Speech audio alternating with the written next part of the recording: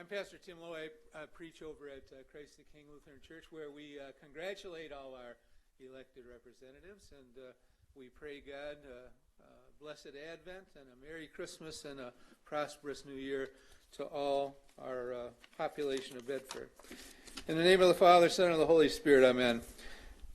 Mighty God and Father of our Lord Jesus Christ, we thank and praise you for his incarnation, by which we have redemption, the forgiveness of sins in his life, death, and resurrection. We ask you to visit our elected representatives with your own wisdom, courage, and compassion, and grant that their deliberations and decisions reflect your will and your righteousness, and give you glory and for the benefit of the people of Bedford. We ask it all in the name of our precious Savior, Jesus Christ, who teaches us to pray, Our Father, who art in heaven, hallowed be thy name. Thy kingdom come, thy will be done on earth as it is in heaven. Give us this day our daily bread, and forgive us our trespasses, as we forgive those who trespass against us. And lead us not into temptation, but deliver us from evil. For thine is the kingdom and the power and the glory forever and ever. Amen. The grace of our Lord Jesus Christ, the love of God, the communion of the Holy Ghost be with you all. Amen.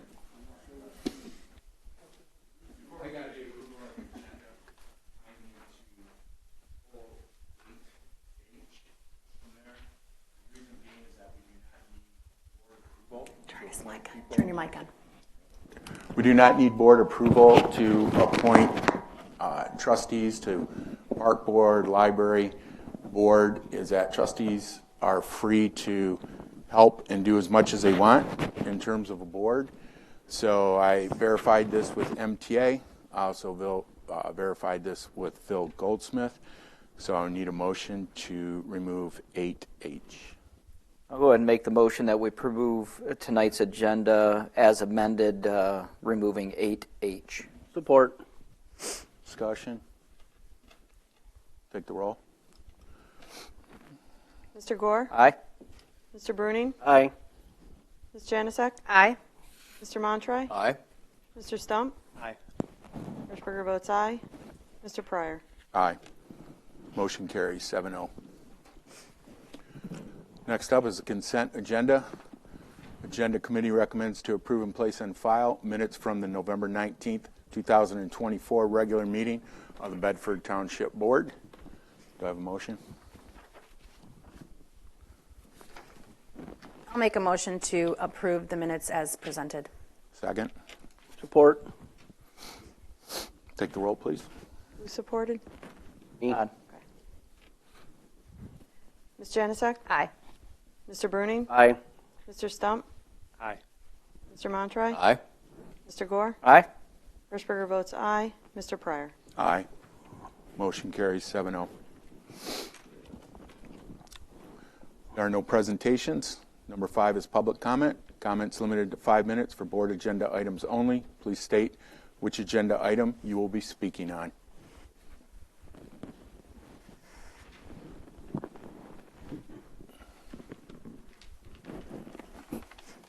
Hi, Al. Yeah.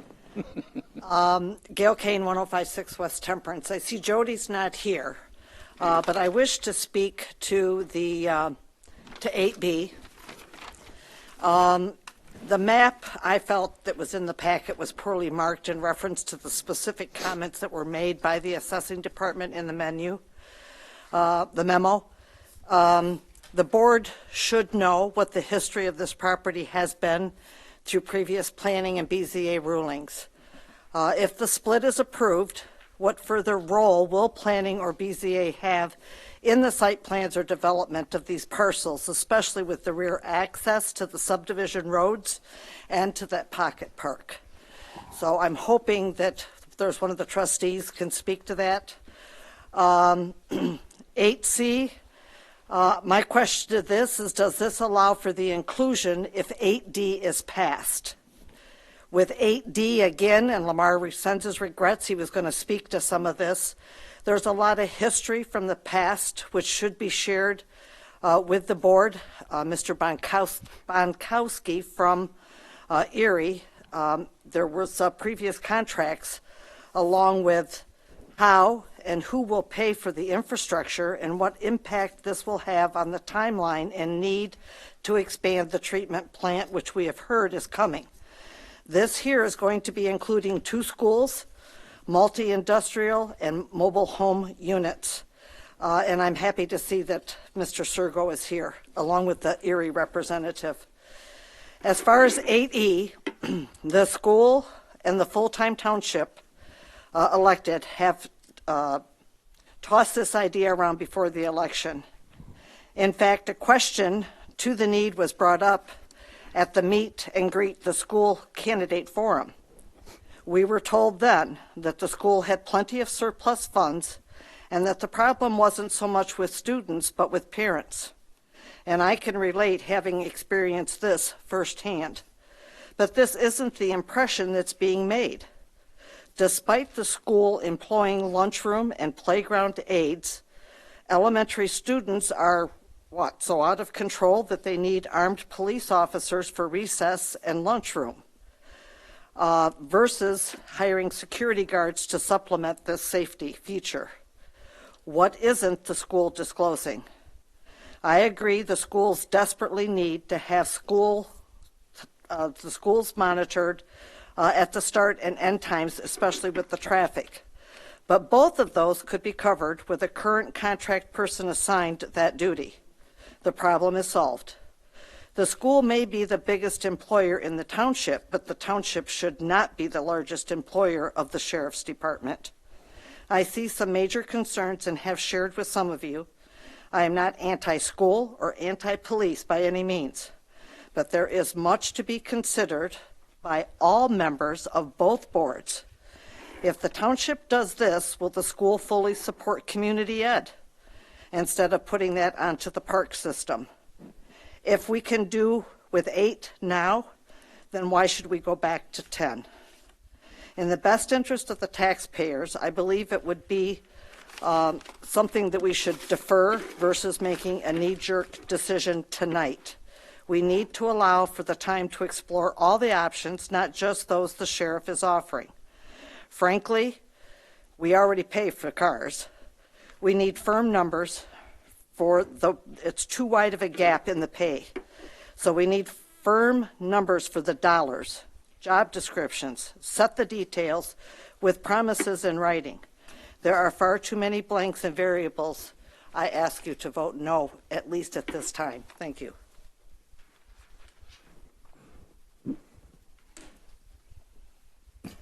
Good evening, Logan Tisdale, 13 away Brandywine Street. I looked at a survey that said that cities between the population 25,000 and 50,000 people average between 1.2 police officers per 1,000 to 2.2 per 1,000.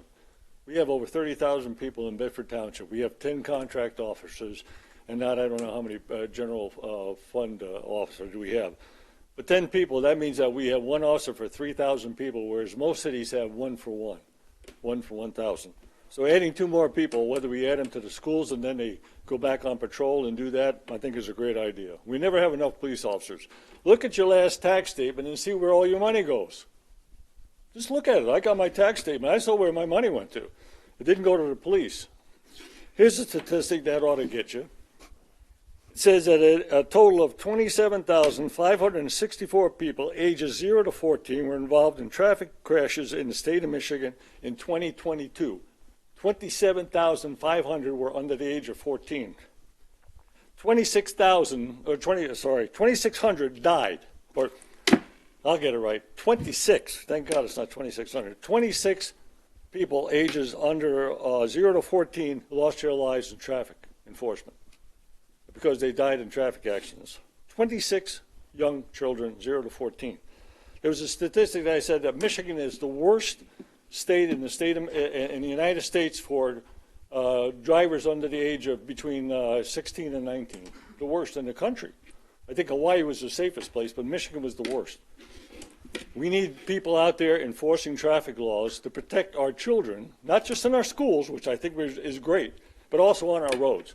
So if we can add more police officers, however they do it, I would hope that they do it in such a way that, one, it doesn't take away from what we have now on the roads, enforcement-wise, that it doesn't deplete that to some degree. We're not getting the quick response to services and quick responses to accidents, that you do it in such a way that actually augments that and complements that in such a way that we actually add more people on the road so we can get better enforcement, so we don't have the chances of losing our young kids on the road. Traffic, when you're dead, you're dead. I've been in enough traffic fatalities to know that traffic fatalities don't care what age you are. It will take away everyone, from young kids to older people, from grandparents to young parents. So the bottom line is, the more police officers we can get out there, the better off we are. I support the Sheriff's Department in getting more people down here. I'd like to see more people on the road. They're trying to get more people right now. They got 8 people, I guess, in the academy. The more people we have on the road, the safer it is. That's a statistic that you can just go to the bank with. So I'm in favor of it. I hope you do it in such a way that it doesn't hurt us with the 10 people we have. We should keep the 10 people. If we can add 2 more or 4 more, that's great. And if we can do it with the budget and not get into our budget and hurt our budget, I say do it. Because that's a good spending your money right. If you're going to do something, you're going to protect all of us, not just the schools, but all of us. And I think that that's important to do that. So thank you so much. Any other comments? Seeing none. 8A, vouchers for payment. Ms. Hirschberger. I'd like to make a motion that the following vouchers be approved for payment. General Fund, $58,340.60. Fire District, $20,405.24. Fire Equipment, $253.98. Downtown Development, $4,302.18. Library Operating Fund, $5,398.84. American Rescue Plan, $5,536.63. Capital Asset Revolving Fund, $420.75. Building Department, $2,848.96. Sewer O&M Fund, $2,730.35. Trust and Agency, $729. Special Assessment Debt Service, $15,767.15, for a grand total of $116,733.68. Support. Motion to approve. That was my motion. Okay. Second. Yep. Support. Take the Did. roll. Hirschberger votes yes. Janusik? Aye. Mr. Montry? Aye. Mr. Gore? Aye. Mr. Bruning? Aye. Mr. Stump? Aye. Mr. Pryor? Aye. Carries 7-0. Next up is that we have 8B, approve a land division for a parcel over the 6-to-1 depth to width ratio and combination restriction agreements. This will be 2 motions. So, Joe, I think you're more familiar with this. We had this come before BZA a while ago, and this was absolutely a disaster when it came to us at first. They originally wanted to split off and build another subdivision. I think it was 35 or 37 home subdivision in that small area. They needed a whole lot of variance, more variance than I've ever seen come before the BZA before.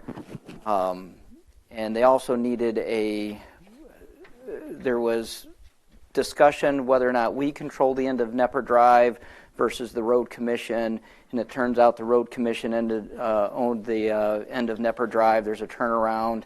They needed an easement from the Road Commission. They were not granted that, which we thought they wouldn't, which basically put the subdivision out of reach. So the BZA approved for 4 homes originally.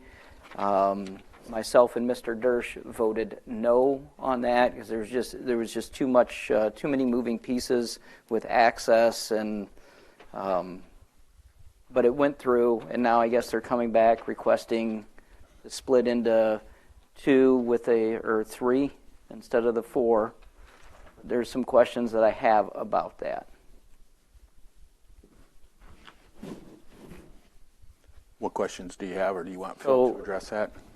I understand we're going to make some type of combination restriction agreement that needs to be put in place, that the 2 new properties that have access of Alder Road or Adler Road and they're going to share a driveway, which I see that being a nightmare unless there's something that they put in place, who's going to maintain the driveway, who's going to plow it, who can have access to it. But would those two be able to split that property at another time? So there's a shared driveway going into those two lots in the back. Would they be able to put some homes or split those? Can we put something in there that have to be sold as is? They cannot be separated? Is that something, because I know we can do that in the BZA, but can we do that here in the board, Phil? Yes, and here's how you can do it. When the Board of Zoning Appeals met and granted the variances, which were roadway frontage variances, I believe 80 feet is required, and it's down to 30 feet. So the Board of Zoning Appeals, as part of its motion, stated that it was subject to compliance with the Land Division Act and the Township Board approving any necessary depth-to-width ratio requirements. So as an extension of that, and as an extension of the authority given to the BZA, because it's a quasi-judicial body, and because the BZA passed it on to you, subject to the Land Division Act and subject to approving the depth-to-width ratio, you can make a condition by approving the depth-to-width ratio that these parcels cannot be split any more than what they already have been approved by the Board of Zoning Appeals. So what you see on the map is what it will be in perpetuity unless the board dissolved that requirement or condition. So when a motion is made, I would encourage whoever makes the motion, if the board wants to do this, to make it conditioned on no further splits, no further homes being built on those parcels as a condition of the approval of the depth-to-width ratio, because we're going beyond what the Land Division Act, which you have authority to do, we're going beyond what the Land Division Act provides for. You have authority both from the Land Division Act and our ordinance to approve the greater depth-to-width ratio. As long as it, and I see Teresa Vitale in her memo, she gave the opinion that these divisions would be consistent with other lots within that area. Have they approached anyone or approached you or their own legal counsel about making something up to who controls that private drive? I forget the name of it that legally that they have to do. Yeah, what they need to do, two parcels with two homes are going to share one private drive. Our ordinance allows for that. Two homes can share a private drive. If you go beyond two homes, you have to get a variance to do that. So two homes can share a private drive, but there should be an easement prepared and recorded. And if I'm not mistaken, Joe, I think our BZA made that a condition of the approval.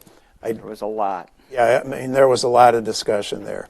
So, so what should be done is an easement should be prepared, and and then it needs to be recorded at the Register of Deeds office.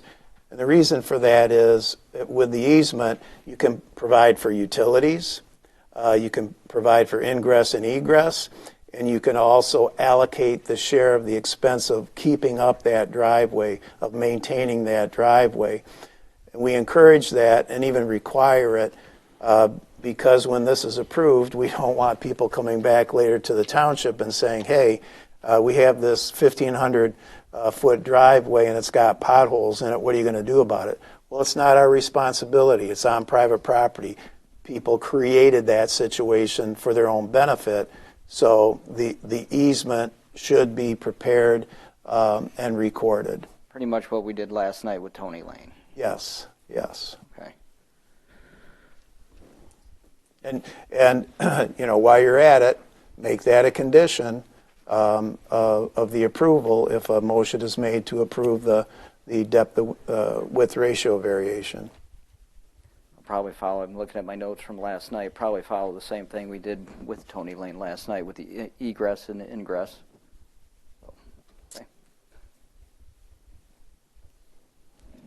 Do we have any further discussion? Any other questions of Phil?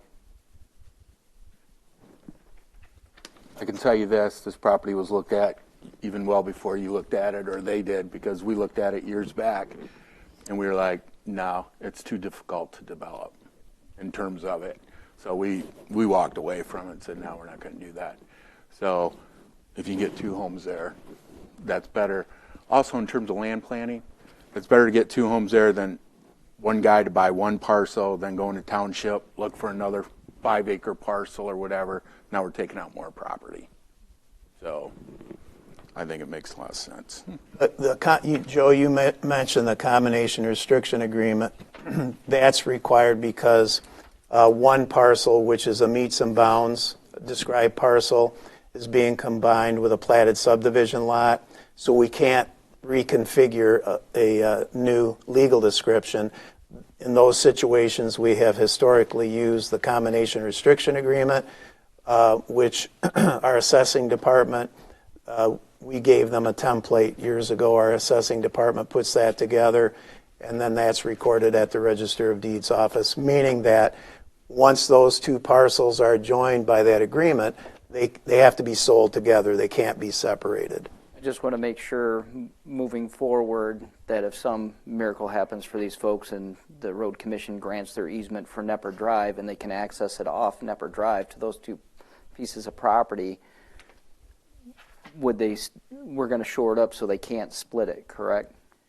If it's in the motion tonight that that by granting the request that you are putting a condition on it that those parcels cannot be further divided, split, and that should take care of that.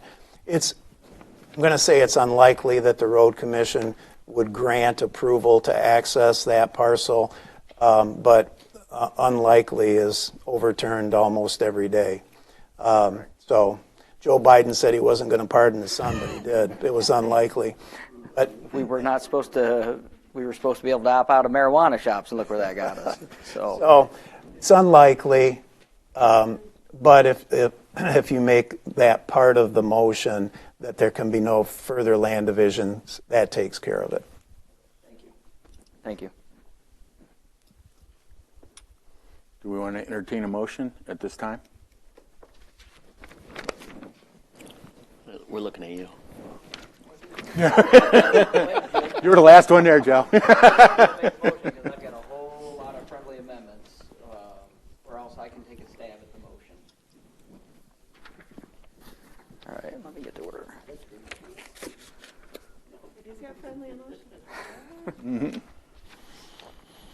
All right, so I'll make a motion that we approve the land division for parcel over the 6-to-1 depth to width ratio and combination restriction agreement will be the.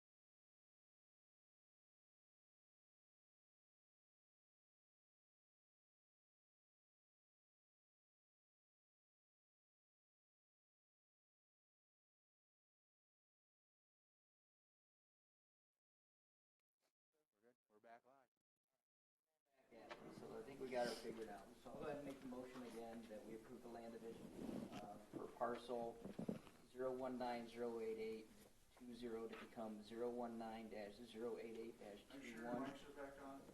For parcel number 1 and parcel number 2 as 019-088-22 with but since they're accessing or using a shared driveway, neither parcel could block the ingress or egress of the shared driveway, and there needs to be all variance set by the BZA still needs to be adhered to. and upon selling, or if they wish to sell the properties, they can no longer be split. They have to be sold as is together.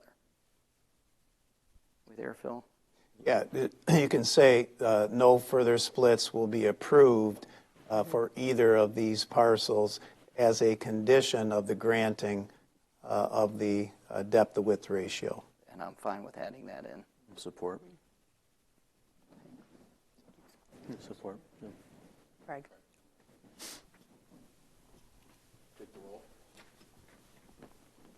Mr. Gore? Aye. Mr. Montroy? Aye. Mr. Stump? Aye. Ms. Janusik? Aye. Mr. Bruning? Aye. Hirschberger votes aye. Mr. Pryor? Aye. Motion carries. Next is on the combination.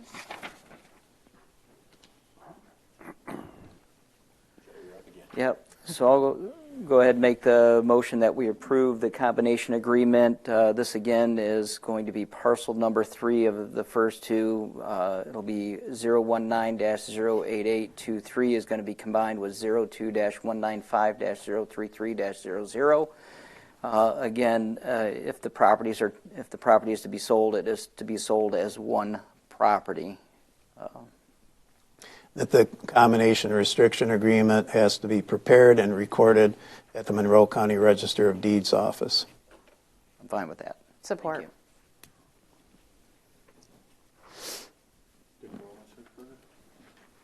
Thank Mr. Gore? you. Aye. Ms. Janusik? Aye. Mr. Montroy? Aye. Mr. Bruning? Aye. Mr. Stump? Aye. Hirschberger votes aye. Mr. Pryor?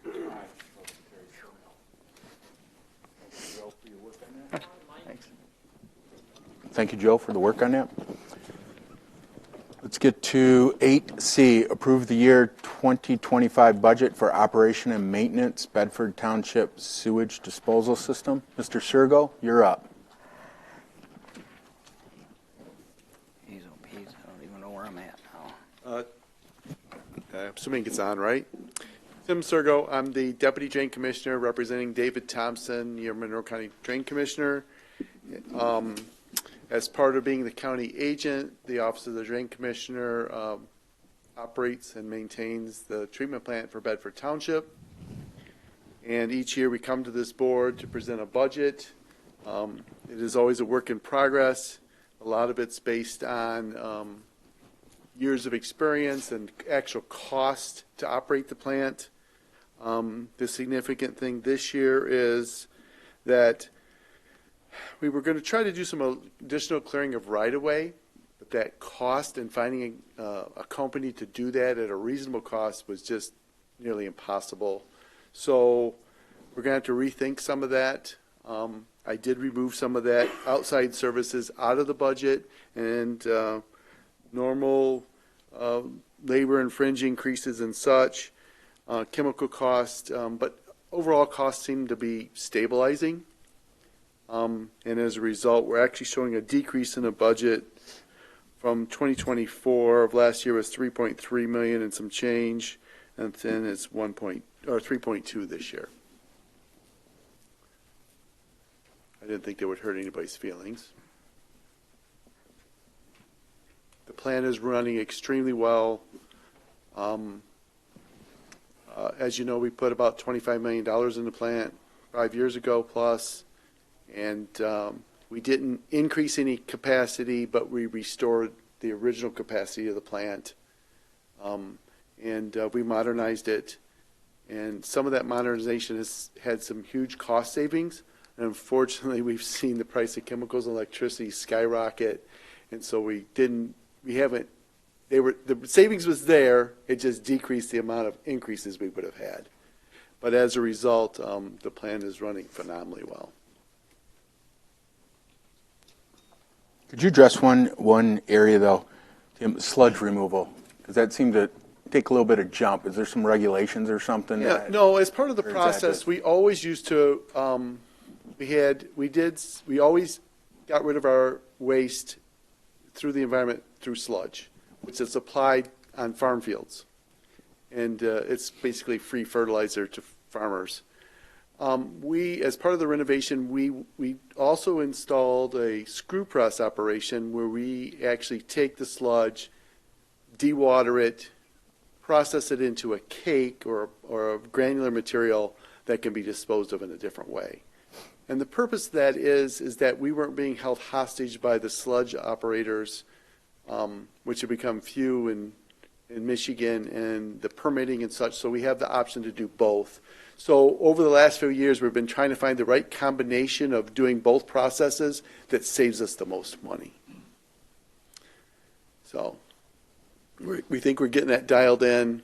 So as we do more sludge removal, we use less chemicals and less electricity. So it's been an ongoing engineering feat, if you want to call it that.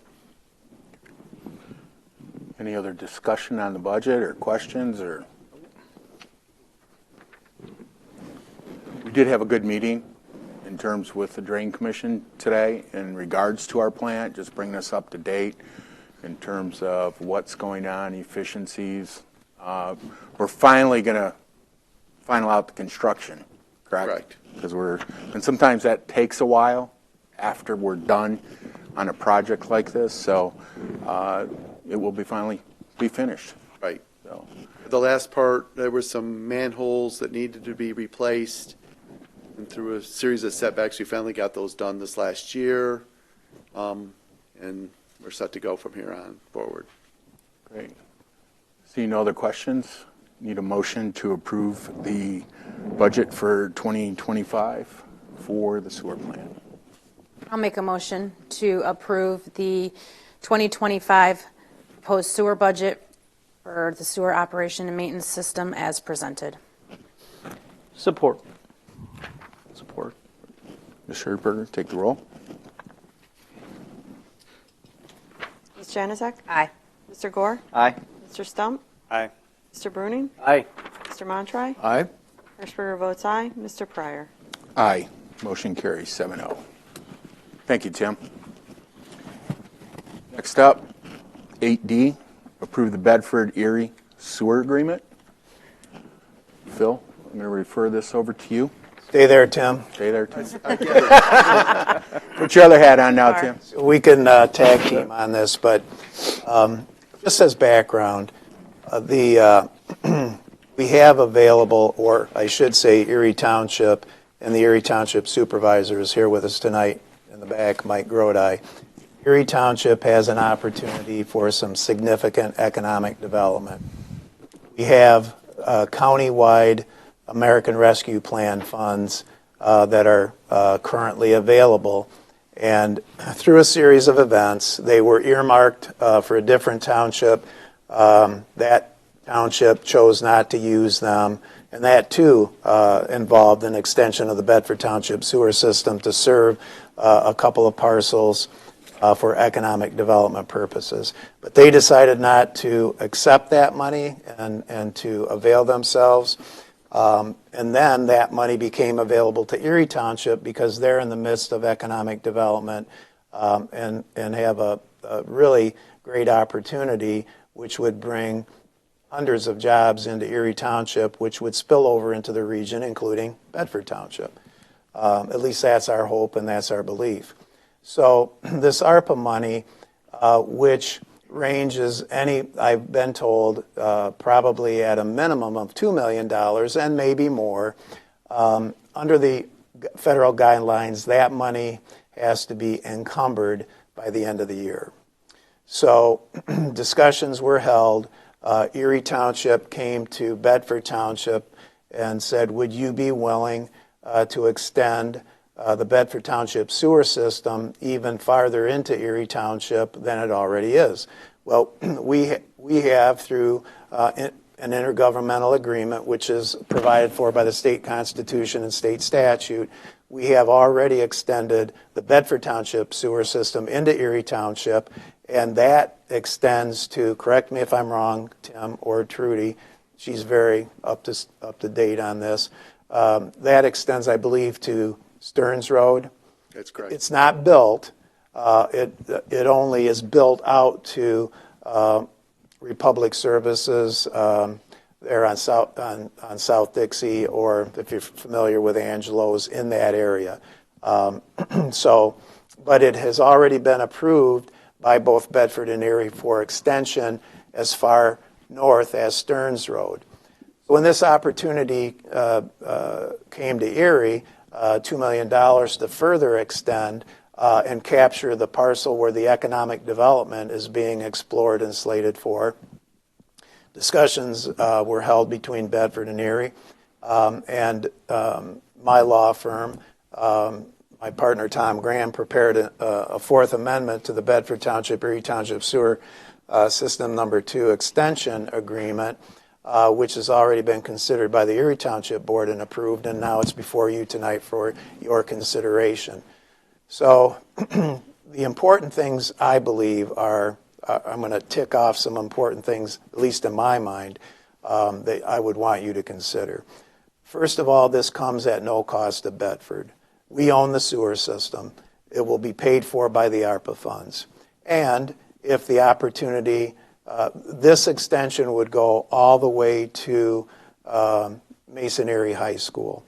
And the reason for that is twofold. Number one, the village or the town center of Erie Township could benefit from this because they have some failing sewers, residential sewers, on-site sewage disposal, leach fields, septic tanks. They would benefit, and Mason Schools would benefit because they have an on-site sewage disposal plant which is slowly, or maybe now it's rapidly failing, and they're going to have to put a lot of money into it to bring it up to speed.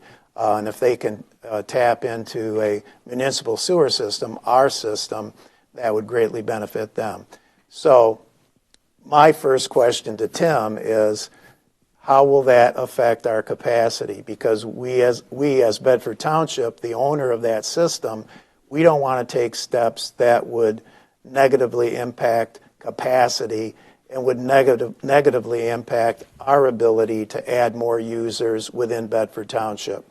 So Tim will answer that question for you, and he knows this. He's been doing it a long time, and he knows this stuff very well. So capacity was a big issue for me and our full-time elected officials as we talked about this. So Tim will tell you that we have sufficient, more than sufficient capacity. So that's point one. Number two, how much is this going to cost the taxpayers of Bedford Township? The answer to that is zero, because it's being paid for by ARPA funds.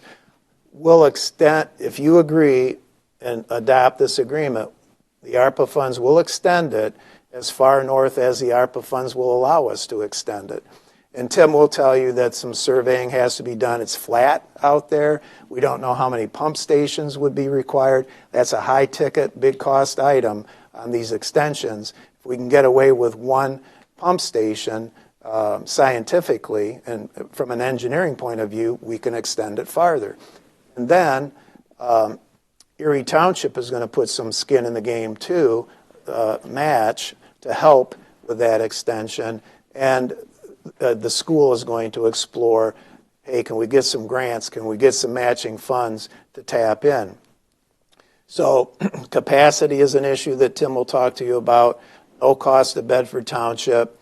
Important also to me and to Krista and Trudy and Al is the fact that it's our system. Even though it's on Erie Township soil, it's our system. It's Bedford Township system. We're going to bill it, and they're going to pay us directly, and we don't have to depend on Erie Township to bill and to pay us. We bill the users of that system directly. If they don't pay, then we have an ordinance that we're able to handle that.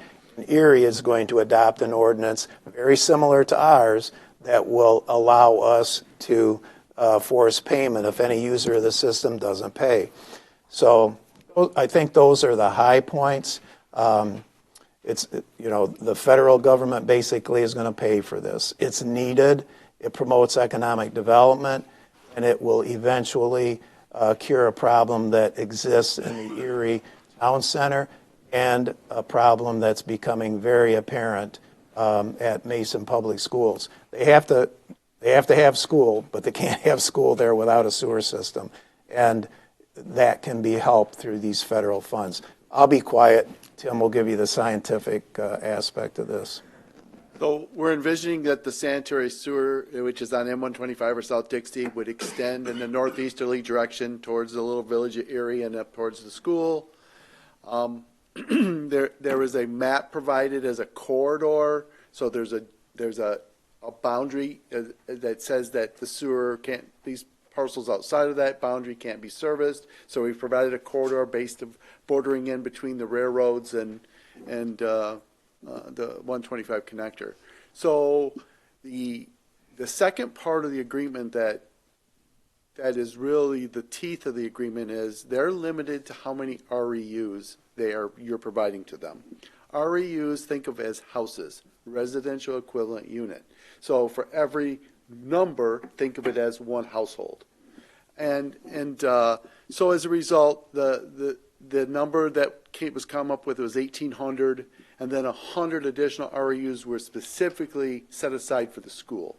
The school doesn't really need that much, but that would be if they ever had any future expansion or anything else. They need around 75 or 76 REUs based on kitchens and bathrooms and such, because it's a school complex. It's not one school, it's their whole system basically is in that complex. So as a result, Erie would have these 1,800 REUs to be, and they would do their planning and such, and approving through their planning commission, they would have to think about, we only have this much capacity that Bedford has given them. The second part of that is in the agreement is that if and when the plant would ever get to 93% capacity, you could cut off any additional building in Erie. Now, let's talk about capacity. There is quite a bit of capacity. Engineers differ on how they want to talk about how much capacity there is. The number is around probably 2 million gallons per day. So as a result, that in equivalent, okay, is over 15,000 REUs. So by giving 1,800 to Erie is not going to affect Bedford's growth. Even if you look very, very conservative, that you only have 1,000 or 1 million gallons of capacity left. We're not going to have, at the current growth rate in Bedford, you've got 40 years plus of capacity. The plant will have to be upgraded and redid long before you run out of capacity at the current growth rate. Did I lose anybody on any of that? No. I'll say one thing, Al, that questions come up during discussions. Well, if we have to upgrade our plant, is Erie going to pay? And Tim can chime in on this, but the answer to that is all of the users of the system, including those in Erie and those in Bedford, pay proportionately, so it's equally. They pay equally to any upgrades needed. So it's not that Erie would reach into their general fund or even Bedford would reach into their general fund. Any upgrades would be paid proportionately by all of the users. Now, if we, correct me if I'm wrong, if we ever got to that point and we had to expend general fund monies, we'd be knocking on Erie's door to pay their proportionate share. Right, correct. You'd through your sewer use rates, you would generate the income necessary for any future improvements, like we did with the last improvements. Plus, what we're doing too is we're taking action early on to start saving money in terms for the sewer plant, because when we did the upgrades, people didn't realize we had parts in there that were 35 years old that you just can't find. Okay, so we are taking a little bit different approach to start saving money earlier in case we need to fix something and not waiting. Not that we waited so long, it's just that your guys did a great job of keeping the thing going all the time. So that's another thing that we're taking a look at in terms of that. If I could, Mike, could you come up for a minute? Because I got a couple questions for you. And I have a question for Oh, you got a question? Okay. So can I ask Phil? So real quick, Phil, like we do with our users, if they do not pay their sewer bill for a certain period of time per our ordinance, which is basically a year, with Erie as well, as long as they have an ordinance written resembling ours, I will still be able, if they don't pay that, to send it to Erie and say, you need to put these parcels or addresses as delinquent sewer use on your tax roll. 100% correct. And we talked about that when Tim and I and Kristen and Trudy were at that meeting, and I was glad you went to that meeting at Erie Township. So that's 100% correct, and we have been assured by Mr. Grodi, the supervisor of Erie, that they will adopt an ordinance that is very similar to Bedford's that would enable, in concert with Erie, would enable you to do exactly what you do in Bedford if we have delinquent sewer users. Okay, thank you. Accurately stated, Mr. Grodi? They also at the meeting, it was that their ordinance will mirror Bedford's with respect to construction standards and specifics. So as a result, they will not be putting anything that we're not already currently putting in the Bedford system. You know, how the taps are made, how the service leads are, how many feet from the road when you mandatorily have to tap into the sewer, all those things which are already in the Bedford ordinances, and part of that, they may have some of that already, but that's going to be reviewed and they will have to mirror what's in Bedford. That way we're treating everybody the same. Another important part, Tim, that we didn't talk about is that this is Bedford Township system. Bedford Township will be using its contractors, its engineers, its surveyors to build the system. In other words, we don't just tell Erie, go and build a system that you can connect to ours. It's our system, even though it's on foreign soil, Erie Township soil, and we use our people to build it so we know it's done to our specifications or the specifications that Mr. Sergo demands as county agency. Is that correct, Tim? Joe. That's correct. So, question I had, well, some of it was answered, you know, if we could handle the increase, and it looks like we can, but who's going to control the purse strings? Because I know we have line items for ARPA funds. This is $2 million or whatever it is. Is it going on Erie's books and they approve the bills? Is it going on Bedford's books and we're approving the bills going into our ARPA fund line item? Where's that going? Well, ultimately, and I don't know if you've had any updates on this or not, or Mike shaking his head, ultimately, I think it's going to be ultimately approved through Tim's office. In terms of whenever you have a construction project, you've got money to pay for it, a pool of money, but it's done in draws. And so maybe Tim and Mike can speak to that. That's kind of been, it's a good question, Joe. It's kind of been a moving target. But that money is, once it's encumbered for this project, which will happen if you adopt this agreement, then that money is set aside and it's administered. And at one point in time, I was told that the Monroe County Business Alliance would be doing that, and Mike shaking his head, so he may have had conversation with T.C. Clements about that. Go, if it's okay with you, Mr. Chairman. It looks like the Business Alliance go ahead. wants the assets for the ARPA funding, right? So we won't get them, Bedford won't get them. Ultimately, they'll be with the Drain Commissioner because they'll be administering the. Okay, and so between Bedford-Erie and the Drain Commission, when something needs approved, somebody's got to go to the Bedford Business Alliance to get the budget approved for it, or the... I wouldn't see us as necessarily any sort of pass-through for information, and the whole engineering project, the whole engineering project would lie with the Drain Commissioner. Okay. So any of those expenditures, they wouldn't fall with us. We would really even know about them. It would be here's the project, there's the cost, and that would be coordinated through the Business Alliance. Because that was my question, who's going to custody that? Because we really didn't have any interest in it. Right. And we haven't really got quite a firm number on what that is yet, but it's my understanding that it'll go through the Business Alliance. That's how the commitment's been made to acknowledge that, hey, the monies have been dedicated before the end of the year. Because of the ARPA regulations, it's almost like a third-party administrator that handles the funds once they're encumbered.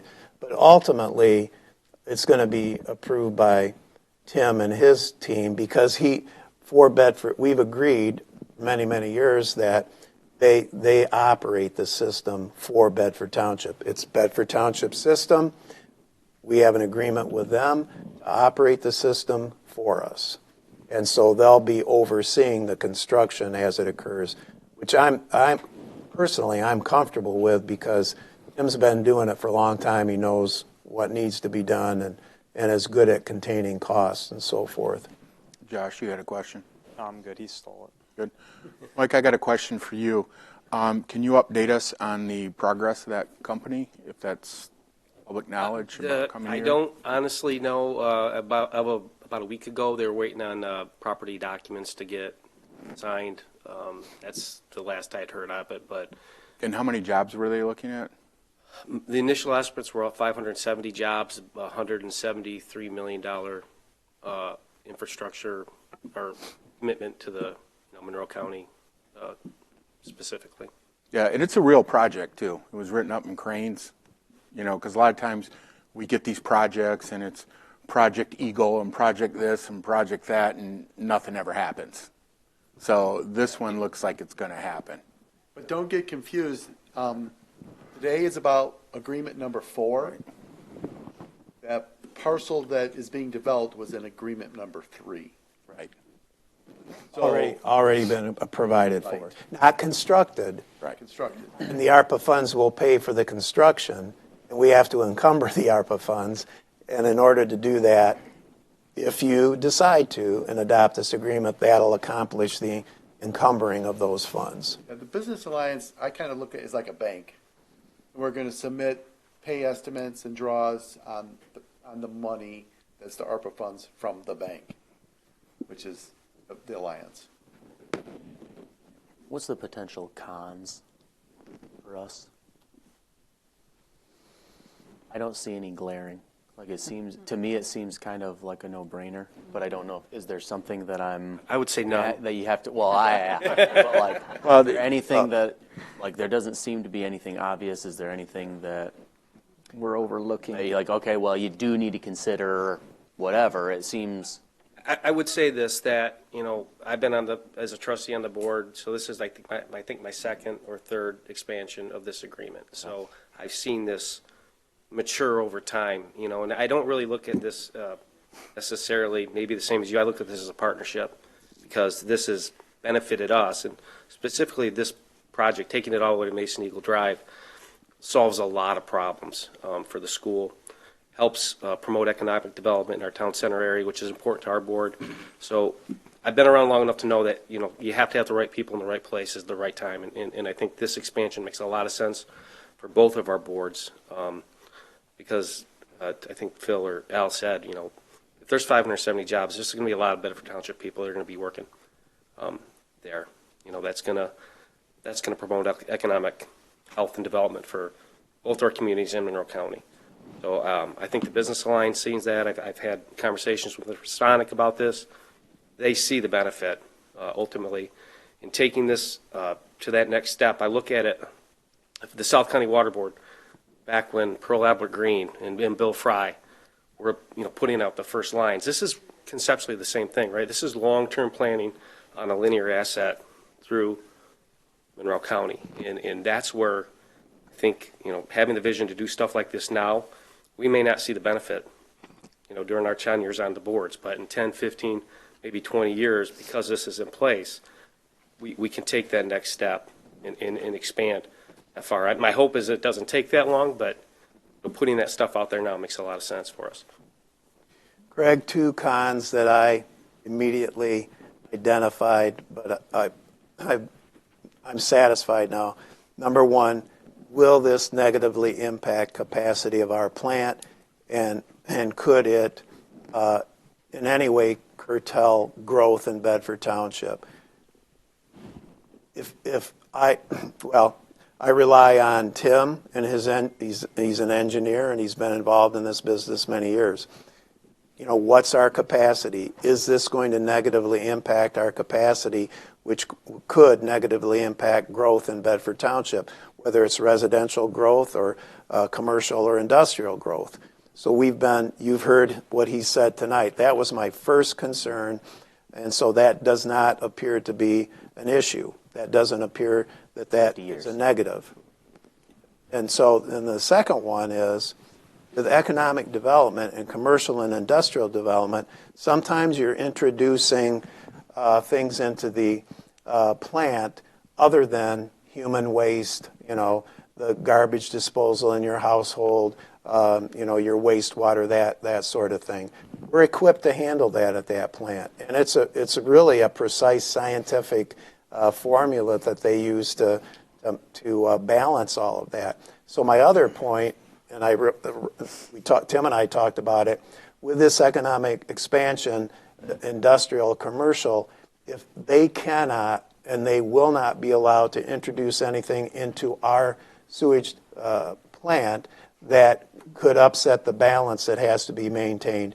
So the way Tim will explain it, if you ask him, is that they have to have pre-treatment on their site, and then we monitor what's being put into our plant, because we don't want, in no way, shape, or form do we want to incur additional cost because the balance that has to be maintained in our plant is upset and cost us extra money. Tim can address that, but that was a second on that I saw that I talked to Tim about, and he's concerned that, and he's told me that would be pre-treated. Right, so there will be an application process, not necessarily for residential homes, but any business that comes in, because a lot of businesses just have kitchens and toilets and sinks, which is fine, great.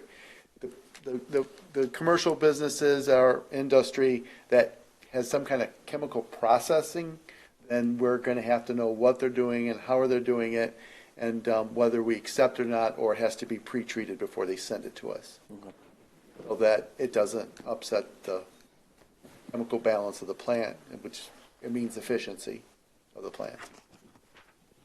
He said it a lot better than I did. The plant, you look at all over, so many treatment plants have so many violations all the time, where they're illegally discharging or exceeding their limits.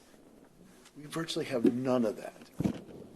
I mean, the state comes and inspects, and in fact, it almost, if you went to get state funds, because you don't have any violations, you get scored lower than the plants that have all the violations to get any kind of assistance. But I think we're better off to be where we're at, and as a result, we can be very proud of that treatment plant. It was well designed in the 60s, and well maintained. The upgrades have been phenomenal that we did like 5 years ago, and it provides a service to the community. And I've said it once or twice, is that when people flush the toilet, it goes away. They never want to think about it. They never want something bad to happen. But when it doesn't, they have a problem. Mm-hmm. The second thing is they expect the kitchen faucet to turn on. We run the water department as a consortium between us townships and the city of Luna-Pierre. And they expect the water to come on. They expect it to be clean and safe to drink. And it is. So, we're doing very, very good things for the communities. And I just also wanted to say that permit that Tim was talking about is separate from when they actually want to tie in. They will have to come into the township and fill out a permit to tap in separately. So like the residents will come in and they'll get a sewer tap permit. They have to pay their fees, and then there are requirements that they have to follow as well, using certain excavators that is required by the county agency as well, because they have to be certified. Licensed and bonded. Yes, licensed and bonded. Thank you, Tim. And that is separate from how a corporation or a business is, because like Tim said, they have to have separate permits on top of their permit fee that they pay to the township as well. So that's another thing. Any further discussion, questions, Mike or Tim? We have a motion. I'll make the motion that we approve the Bedford-Erie sewer agreement as presented. Fourth Amendment. Fourth Amendment as presented. Support. Does it need to say system number 2? Phil, does it need to say system number 2? I don't. Or just the Fourth Amendment? System number 2, your Extension A agreement, just as it's stated in the title. I think you've captured it. Okay, thank you. We good? Ms. Hirschberger, take the roll. Mr. Gore? Aye. Mr. Bruning? Aye. Mr. Montroy? Aye. Ms. Janusik? Aye. Mr. Stump? Aye. Hirschberger votes aye. Mr. Pryor? Aye. Motion carries 7-0. Next up, 8E, add 2 school resource officers for Bedford schools. Troy? We have Joe. Carl? Well, good evening, board, citizens. I'm Troy Goodenough. For you that don't know, I'm your sheriff. When I sought the office of sheriff, I made it very clear. One of my goals I was committed to creating a safe environment for our schools, our children, our parents, and our staff at our schools through partnerships with schools and townships. And the topic that we're here to discuss tonight is just that. And I value and I appreciate the input from Mr. Tisdale and Ms. Keene, and I took note of their concerns and their comments. I can tell you right off the bat to Mr. Tisdale's, we don't want to reduce response time. Every month I monitor response time, and I am dedicated to continually improving our response time to the citizens of Monroe County, not just Bedford Township. Under Sheriff Hammond has worked closely with Dr. Schultz and the township to develop a couple models to address the issue of adding 2 additional resource officers to the elementary schools in Bedford Township.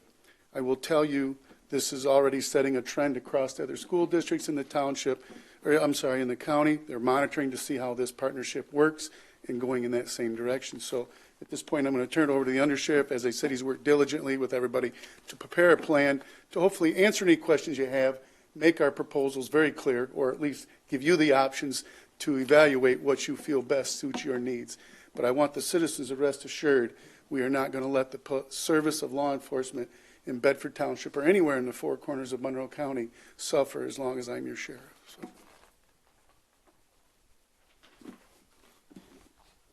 Just a quick, put together just a quick slideshow just to kind of help keep me on track and also address some of the questions that we had dealt with earlier. Where did I lose it?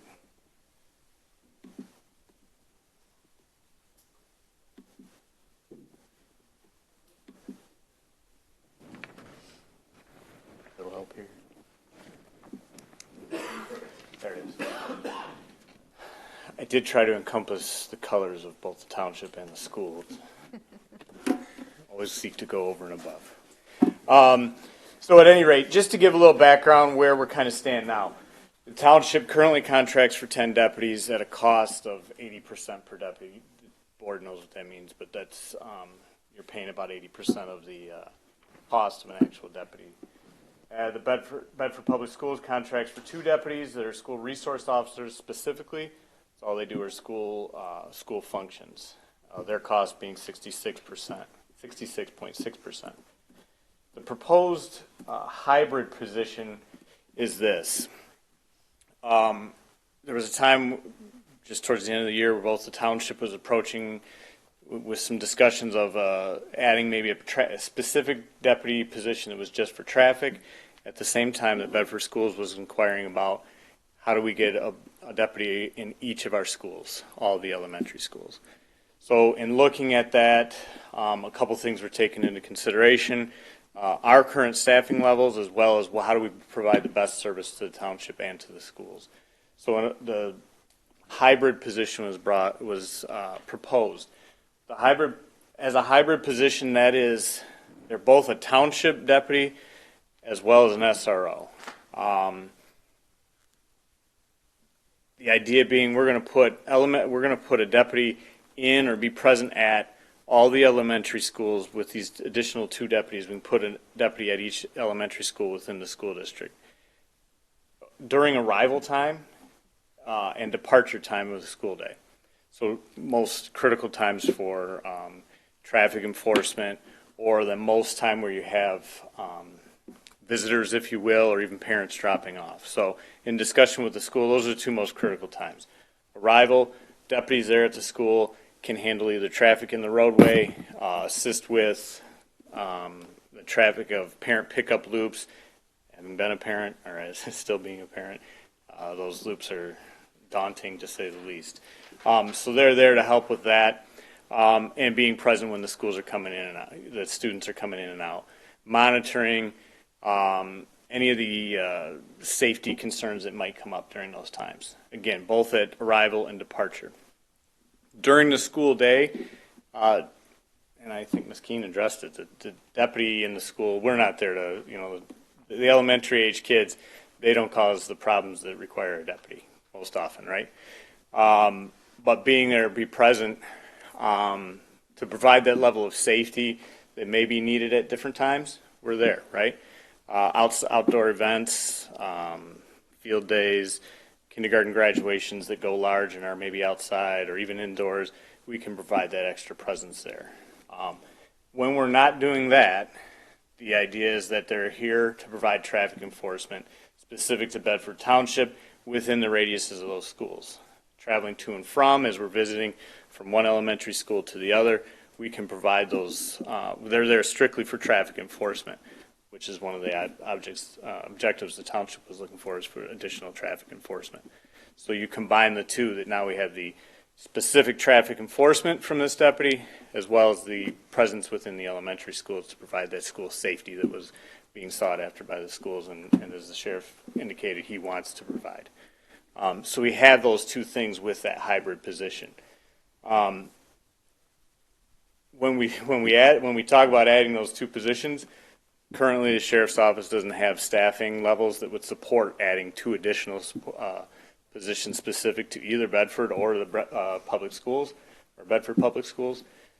So in an effort to try and find how do we provide that service now, this was the proposal that I was able to kind of come up with.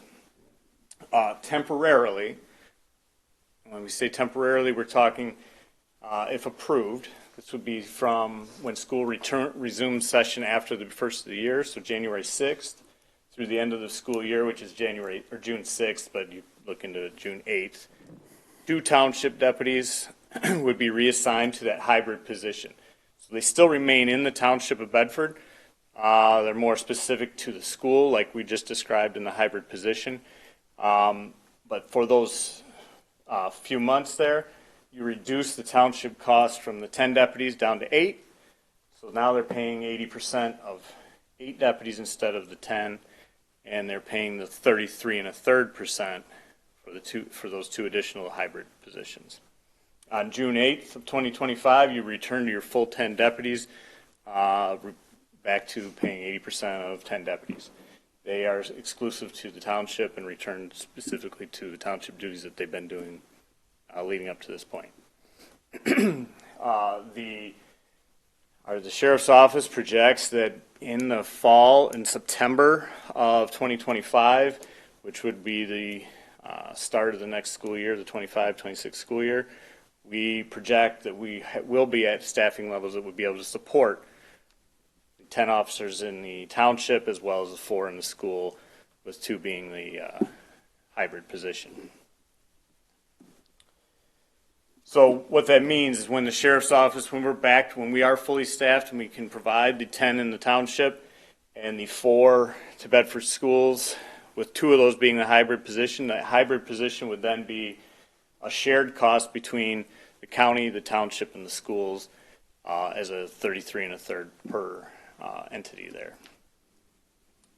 So the question that's going to come up is, with that, those 2 deputies come, when school's out of session, are those 2 deputies exclusively assigned to Bedford Township?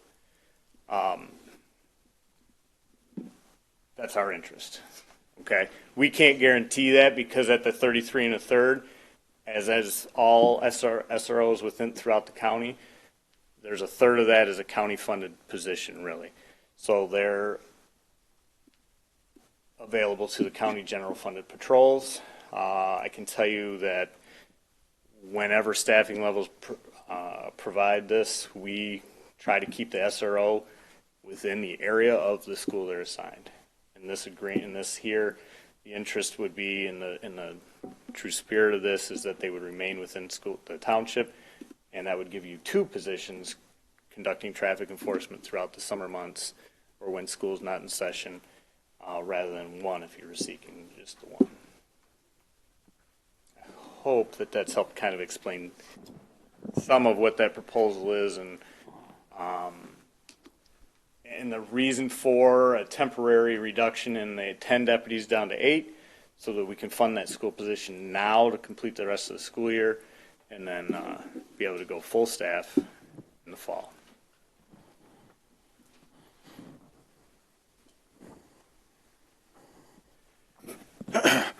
Good evening, gentlemen, ladies. Just from the school standpoint, this is something we've asked for in some version since I've been here in 8 years. We have spent since 2019 well over $5 million in the hardening of our buildings, replacing our old windows, our old doors with instant safety locks, deadbolts in our classrooms, egress windows in all of our buildings. We have now started putting safety film on our buildings and our doors. We have the most state-of-the-art technology that you can get in a school, at least we have as of 2020 when we installed it. We just added a new position this year at the high school. Former Undersheriff Jeff Pauley was hired as soon as he retired as our campus safety liaison. Jeff's doing a wonderful job, and I've heard nothing but great things from our students and our staff. The one thing that we've learned through all the tragedies across the nation, across the world, there's nothing more effective than an armed officer that's trained tactically to prevent any kind of incident from taking place. They stop it when it does happen. They stop it quicker. I feel safer right now between these two gentlemen, both armed officers. I think our families will feel safer. I know our buildings will be safer, and that's just in the inside of the buildings. When you talk about the traffic pattern, which I'm willing to make this deal to have them not inside 24/7, is that it has gotten so bad in front of our roads that we've had to now start busing students from the front of one elementary across the street, literally across the street, to drop them off on the corner because we can't get them with the crossing guard across because there's so many speeders that are flying through. I know that we're short-staffed. I know that this will make us a little more short-staffed, but they'll still be in the township if approved. The other thing we've done recently at the board level is we approved $75,000 for the addition of 12 new school zone signs with the blinkers that will have the radars built into them, and we can use that data to identify where those deputies will need to be on a daily, weekly basis. I know it's kind of like herding cats sometimes, but we can at least use the data to inform our decisions on where they're going to be. And when their deputies are not in the buildings during the school day, they'll be popping in and out. They'll also be right, as the deputy said, they'll be right around the school zone dedicated to one building specifically. So adding one deputy to every school campus in Bedford. We'll be the only school in this region that has that. It makes a difference to me. It makes a difference as a superintendent, as a parent, and as a community member. It should be something that we strive for.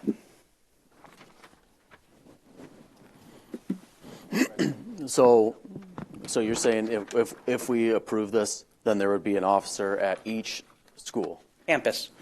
So we have Deputy Lestock, who currently at the secondary campus, the junior high and high school, being that they're on one piece of land. And then we have one deputy, Deputy John Bills, who rotates between the three schools right now. He's very visible, but he's going between three schools. He's not dedicated to a school each day. So there's not one at the high school and one at the junior high? No, there's one on the campus. And between those two, which we're paying for both of those? Currently, we're paying one of those. You're paid 33.6% for one of them. That's Deputy Bills. Okay. Joe, you had a question? No. Yeah. My other question, former Undersheriff Deputy Pauley, is he armed? He is not armed. Is there a reason for that? There is an entire different level of insurance capabilities when an officer is armed and under the police department or the sheriff's department. When he's in a school or an individual's in a school, there's a whole nother level that individual also takes on some liability themselves. We have talked about it. We're not quite there yet. The one problem we might have is we have to have a training regiment for those individuals who'd be armed. Mm-hmm. And now that they're no longer part of the sheriff's office, it's not that easy to find those individuals. So, does Bedford Public Schools offer the opportunity for staff to carry? No. Why is that? Many reasons. Number one is our staff is not tactically trained. To have individuals who are comfortable with a gun at the range is way different than having an individual in a classroom with 35 students or in a gym with 300 students, a building with 1,000 students. It's a whole different level of safety preparation and preparedness. And again, the training is not there for that. You can go ahead. So I look at it from a law enforcement perspective, first being at the sheriff's department and now being a resource officer at a school. And my entire career, especially at the sheriff's department, I've very rarely seen the SROs during the summer in a different district. The sheriff's right and the undersheriff's correct. They try to keep them in our district. And very rarely were they pulled out of that district. It did happen on occasion, but not like people are thinking. And people are forgetting that the relationships that those police officers are building in the schools. When I walk through the hallway, I get more high fives, fist bumps, and hugs than I've ever gotten before. It's crazy. The kids love seeing the officers in the school. And we're not there particularly for, yes, for student safety, and Under Sheriff Hammond is correct. It's not typically the kids that are creating the problem. I know what I have files on in the school that I'm at reference personal protection orders, child custody issues, divorce decrees. I've got one from Missouri. I have one from Kentucky that I have to decipher. Who can get a kid at this time? Who can take a kid out of school at this time? I get calls from the office all the time. Can you come take a look at these legal documents? We have a set of parents that have to have separate parent-teacher conferences because they can't be in the same room together. They can't. And there's so much more behind the scenes that goes into it. And that's just at the smallest district that I'm at. I couldn't imagine at the size of a school, let's say Douglas Road, what they got, 600? 560 right now. 560. So you got 560 plus staff, so you're talking 600 kids, 600 people in one building. That's a small little city. The high school, the middle school.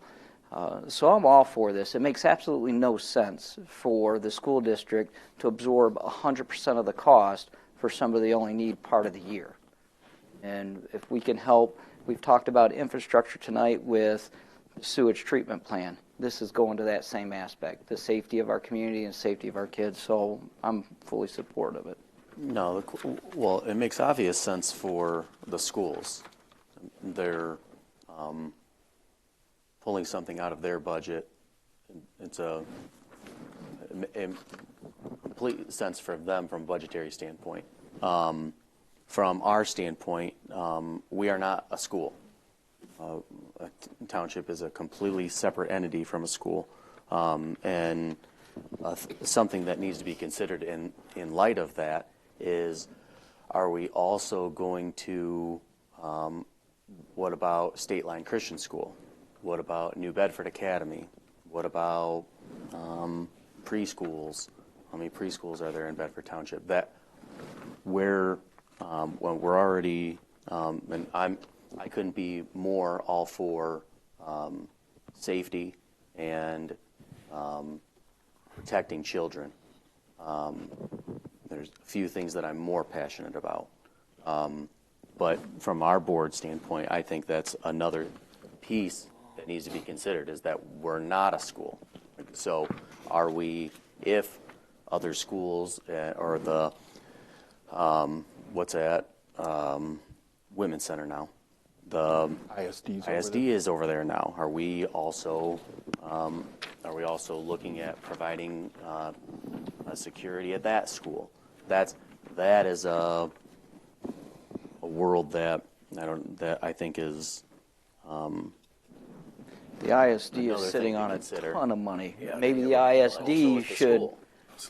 Yeah, and that's what, to Ms. Keene's point, said it's been stated. I know that it's been publicly stated that by a school board member that they were moving forward with this, whether or not the township put any funds for it towards it or not. So if I'm just that they have money as well. Are you going to respond, or can I respond? I will respond, and I made this comment. Several board members who I've spoken with regarding this topic. the district is prepared to move forward regardless. But then the township does lose the traffic safety during the day, and we have 180 days of school, so the year is long. There's a lot of days that those individuals will be out there protecting our citizens and doing other tasks as well. So while we are prepared, I do believe that just like our second liaison officer now, this hybrid model, the 33, 33, 33, really does help out all the citizens and entities that exist out here. But yes, to your point, we are prepared to do it. We've been fiscally responsible. We have been saving our funds and using every grant we possibly can. We'll take it on ourselves if that's what we have to do. Did you go ahead? You want to go ahead, Todd? Yeah, I'll go, because I have a separate question. I'm all for this. I've talked to Carl, I've talked to Al, pretty much all of you guys. We've talked about this numerous times. I think it's a great idea. The question I have is going to be like your plan B, Troy. If you don't get up to full staffing levels, because your deputies don't stay long, and you have a full class coming out, what happens if you don't? Like, what's plan B if you aren't full staffed? And so, to answer your question, Mr. Bruning, and when we don't know what that looks like, I am thankful that the Board of Commissioners just approved a new contract for the deputies. Only 2 deputies voted no on the contract. Should have been more. So that, well, I said we take it out of retirees, my goal, but that kind of, I'm using that as a barometer, is to say that the men and women approve. We've got some other things we're working, and frankly, if we'll come back to this board and let the board know, hey, we're prepared, and we're interviewing every day. We're sending people to the police academy. We're trying to get ahead of this curve. But we're like everybody else, and Mr. Tisdale can tell you the Michigan State Police is hurting as well. We'll come back to the board and say, hey, we can't hit that objective. How would you like us to proceed? And Mr. Montry, to your question about the ISD, just so you know, the ISD pays 100% of an officer that's a rank of sergeant at the Monroe ISD. And I'm sure when this operation gets in, or when this facility gets in full operation, we're more than happy to address that with them. And I understand, like I said, we're here as your sheriff. I'm here to give you ideas, partnerships, and that's what we're here for. You folks are the legislative body, and you decide how you want us to proceed. It would be remiss and shameful if I didn't partner with everybody and bring options to you to improve the security to your residents. 100%. I think the other thing that we need to take a look at is that, and I talked to Troy about this, once this is fully staffed, and Craig, maybe this addresses your question too, that gives us extra people to respond, whether it's a preschool, whether it's a private school or whatever. We got extra people in the township to go.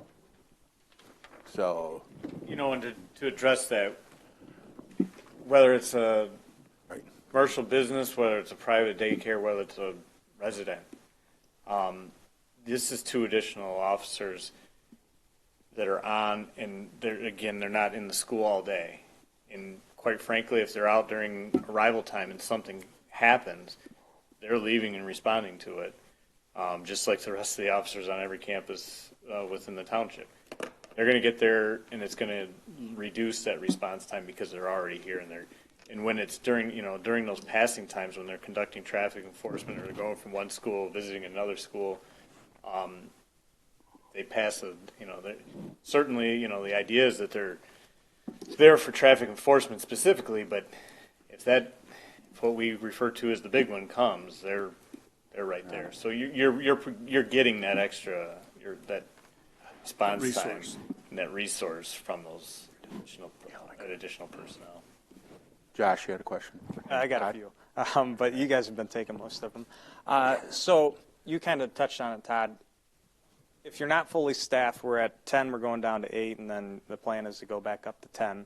Is this something that's going to be renewed every year, and then it can fluctuate from the 10 to 8 depending on your staffing levels? Well, historically, our goal is that we get to the 10, you stay at your 10, we get to the 4, and those contracts are in place until I think it's 180 days. The other entity can come forward and say we'd like to revisit this contract. They basically renew themselves. Okay, and then I will tell you though, every 4 years I review all the contracts to make sure we're meeting our obligations, to what I refer to as our customers, and that you're happy with the services. If not, we look at reevaluating them. And then is this a contract that is updated yearly, looked at yearly, or is it going to be in perpetuity of just continuing every year that we look at it? How does that work? Unless there's a notice from one of the parties involved Okay, to so- quit, it continues to, I guess for lack of a better term, Phil, at the end of each year it renews automatically unless there's a notice to quit or reevaluate. But as I said, we evaluate them to make sure that we're hitting our goals and objectives. We just don't say it's a contract and we forget about it. We've had contracts for municipalities, I think in Bedford Township, if my memory's correct, 48 or 49 years, Phil, and I think we're the same thing in Frenchtown. But we look at them continuously to make sure that we're hitting the promises that we have made to the municipalities involved. Okay, and then a question, I got a few more. You still going? Yeah. Dr. Schultz, this money is coming from where? Is it grant money? Is it It's general fund dollars. General fund dollars, and those general fund dollars can be spent. And so you were looking at it through school resource officer lens. That's what you've done in your life, and then me being a teacher for 5 years. Those general fund monies could be spent towards educating students, academics, towards teacher salaries, towards things that actually are your priority Public of schools spend money on. academics. Yep. So that could be used for that. So partnering with you allows you to use that money towards those things. Absolutely. Okay. And then I know you, oh, that's fine. I think it's a great idea. As a teacher, I've sat in lockdowns before, and you're sitting there thinking, well, I have nothing. There's nothing I can do. You're waiting for the first good guy with a gun to show up, right? And so having school resource officers on campus in every elementary school that we have, I think it's a great idea, so I'm all for it. If I could add one thing, is that we launched a program at the Sheriff's Office that's first in the state of Michigan called mentoring. And our officers, and actually the undersheriff when he was a school resource sergeant, was instrumental in getting this launched. We identify individuals in these schools that are high risk. I will tell you, we have multiple success stories of students that were in our school districts that were failing, D's and E's. We put them in our mentoring program where the deputies go out in the summer, they engage them, they take them fishing, they go to the zoo. Multiple success stories that they have made the honor roll and graduating with honors. These people was destined to fail. This program is a success. It's being looked at by the other 82 sheriffs across the state as a program, and that's what these 2 additional officers will be used. Yeah, they're in the elementary, but is there a student in there that's destined to fail? Can we pick them up and do a little something with them to bring them up give them the tools to be successful members of society? And that's our job as well as safety.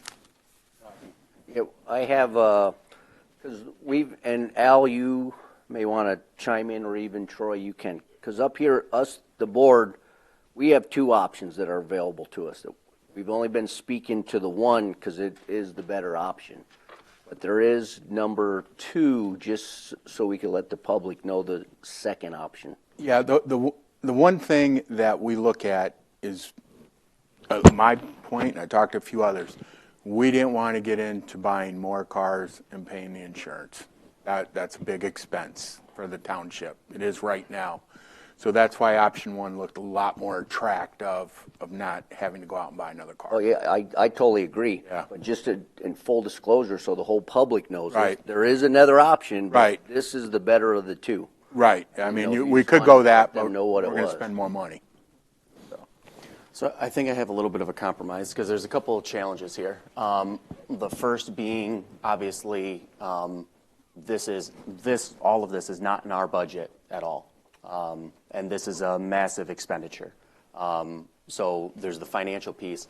There's also the piece that sounds like from a staffing level, like it might not be there yet.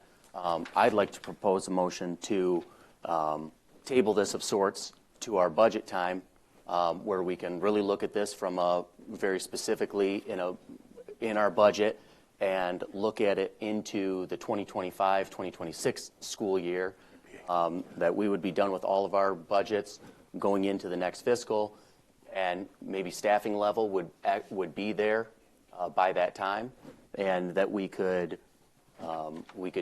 do all of this going into the new school year. We could all have our ducks in a row, could be within our budget, make sure that everything is in our budget, and we're not throwing a massive expenditure into our budget that does not exist currently. And maybe staffing level would be there where we wouldn't have to sacrifice the couple of deputies in the meantime to be able to move into that new school year. So that would be, I would make that motion to table until budget time. Todd?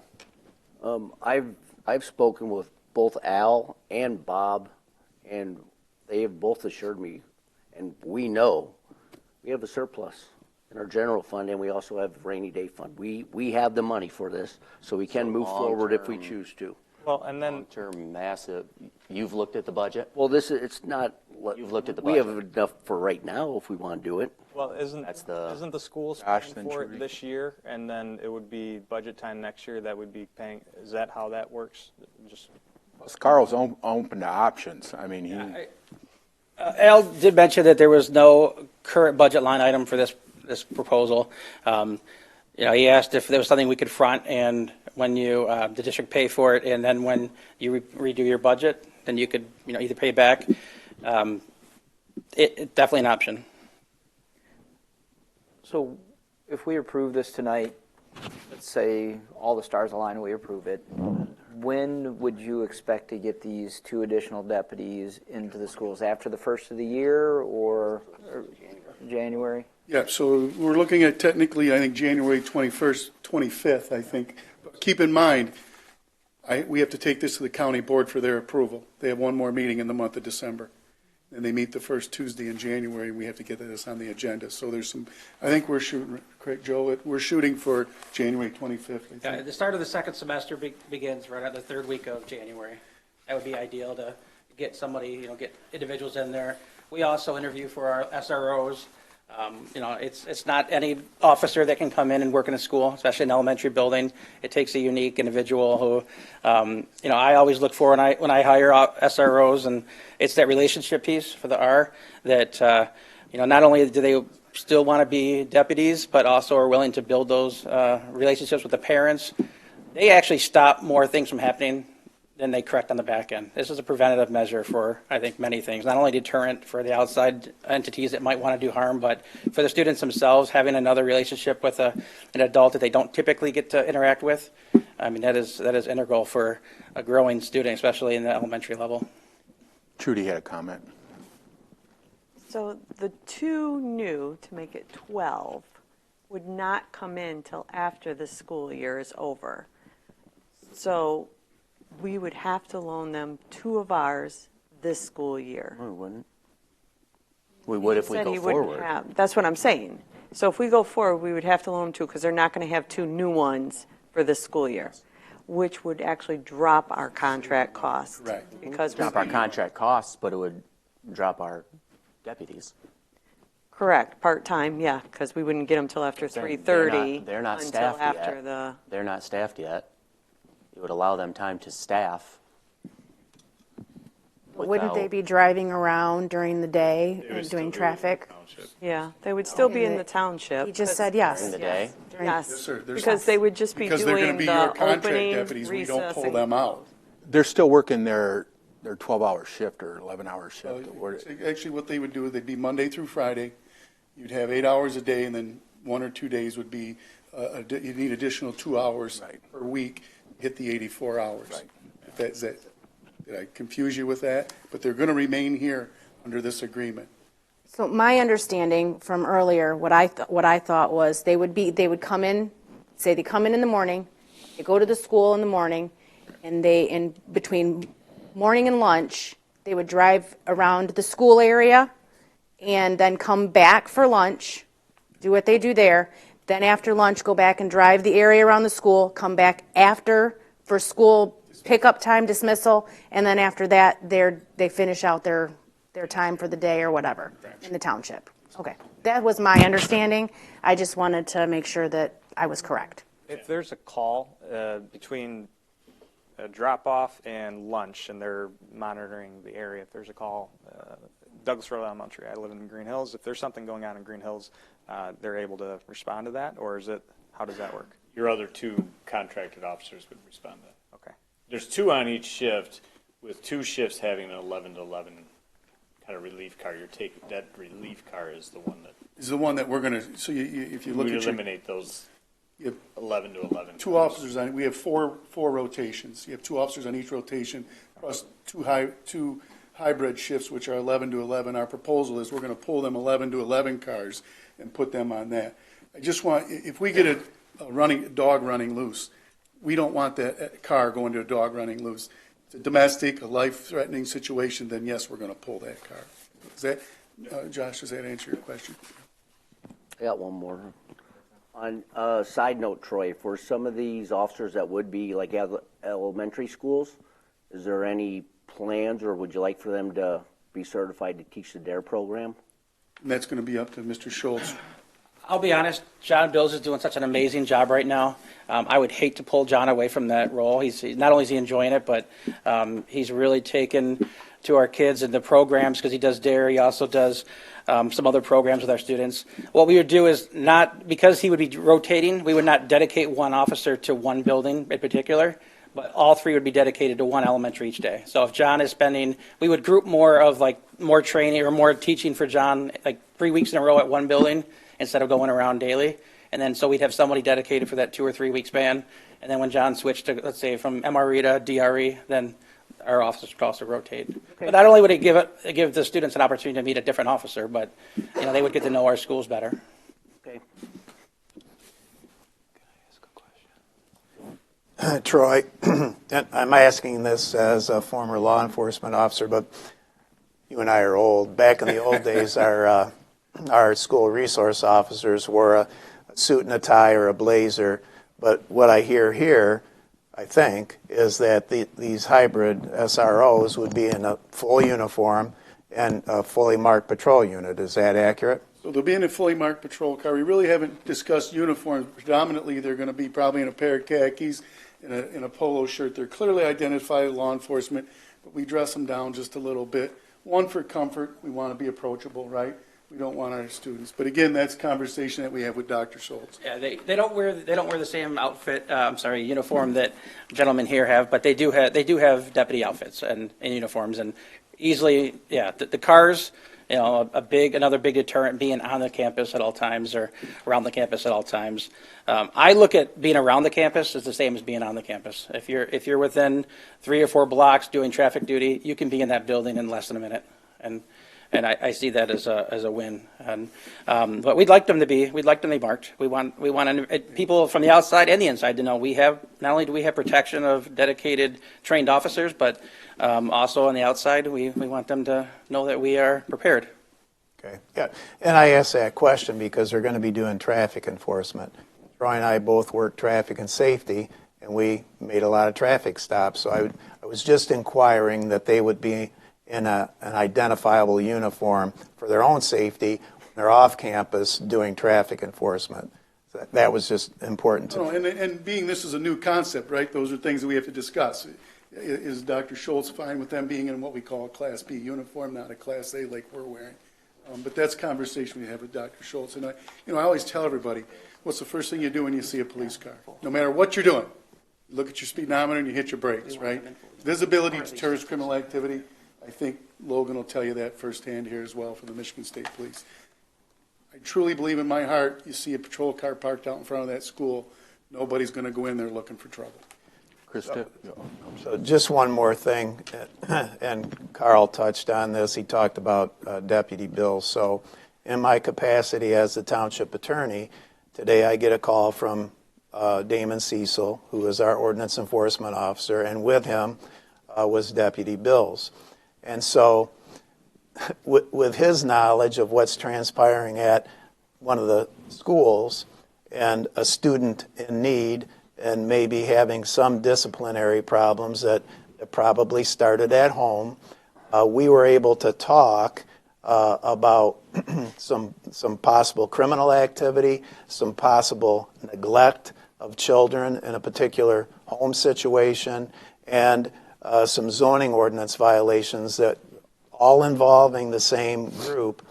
So those resources were all pulled together because he does such a good job in the school, and he communicates with Damon Cecil and our other deputies.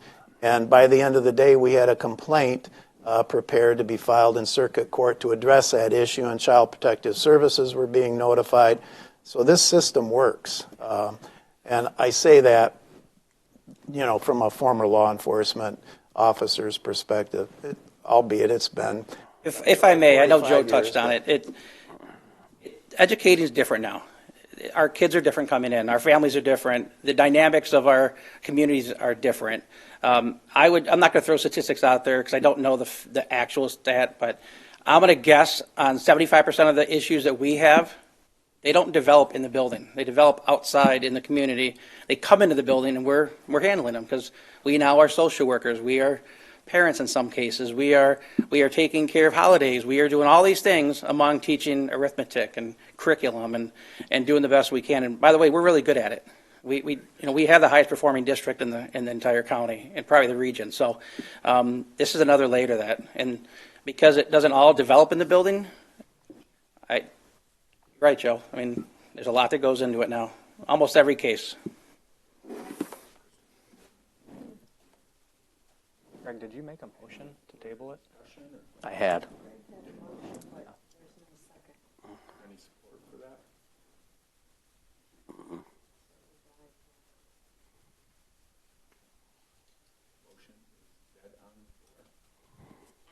Motion is dead on the floor. Do we have a motion to approve? I'll go ahead and make another motion that we approve option number 1 to enter into a liaison hybrid SRO model with Bedford Public Schools and the Monroe County Sheriff's Department, County of Monroe, for 2 additional deputies at 33.3% each or 66.6%. Support. Which one? You both? Okay. I don't care. Or whoever. I'd let Josh have it. Who cares? Okay, Josh, we'll let you have it. No, it's going to pass. It doesn't matter. There we go. Ms. Hirschberger, if you could take the roll. Mr. Gore? Aye. Mr. Stump? Aye. Mr. Bruning? Aye. Ms. Janasek? Aye. Mr. Montry?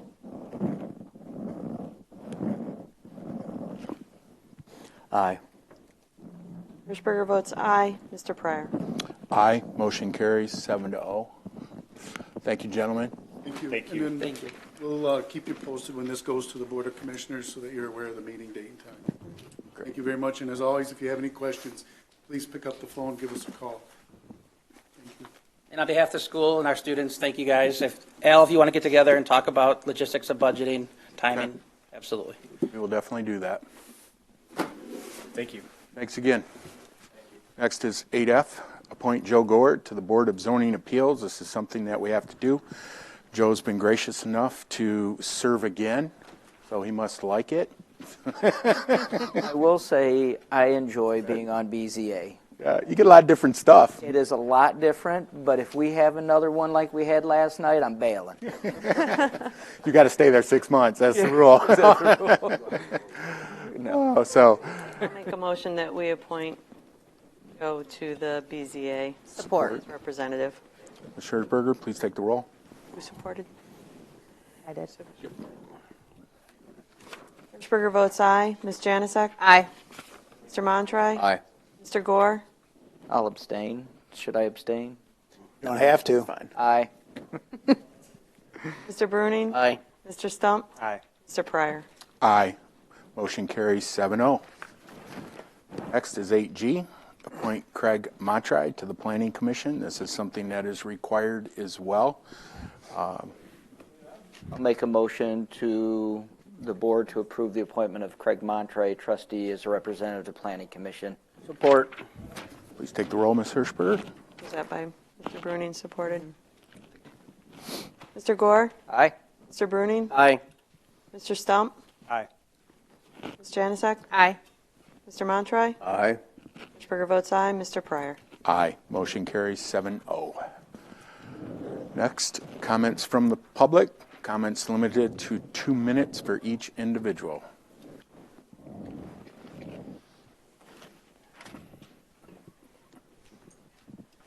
Gail Kane, 1056 West Temperance. Thank you, Board, for a very decent meeting. A lot of discussion, Nothing was assumed. You asked questions, and that's most appreciated. I have to chuckle. The BZA frequently uses the shared driveway as a hardship excuse. And a question to Krista. Our sewer is based on city water. Is all of Erie on South County water system? And that they would be using the same. The Business Alliance apparently is very smart. If they're holding the ARPA monies, that means they are holding and garnering the interest on that money.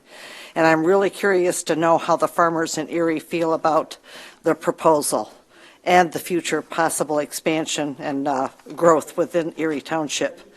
And hopefully someone will track the activities of the resource officers while on township time, especially in the summer.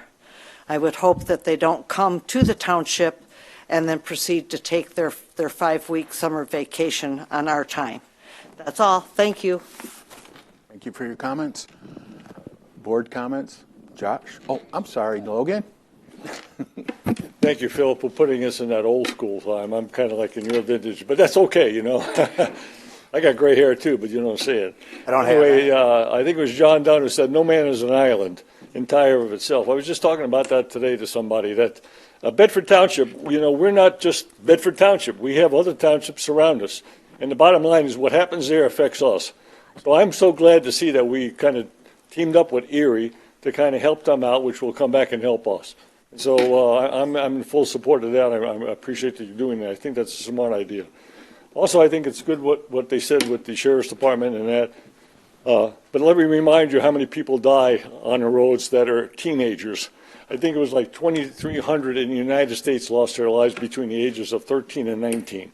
So traffic enforcement, if I come up here and I beat the bush, I'm going to do it until the day I die, that we need to make sure that our roads are safe because we're going to lose kids on our roads.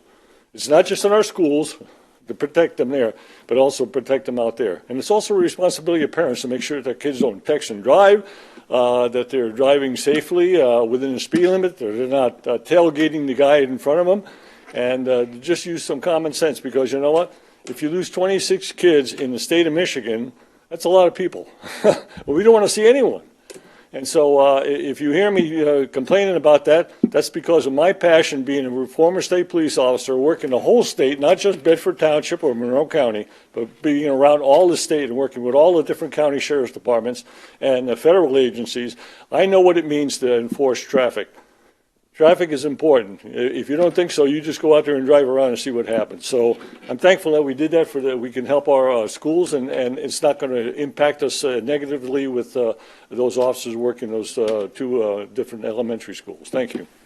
Thank you for your comments.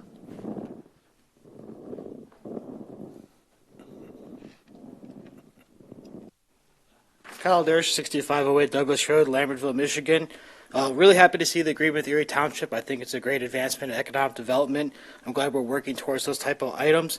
Not to signal any specific businesses, but as a word of caution, I know we have a permit process in place, but when it comes to battery plants and semiconductor facilities and some of these other technology facilities we're seeing, they use trade secrets, and they won't let you test for what's in their water because they won't tell you what's in their water.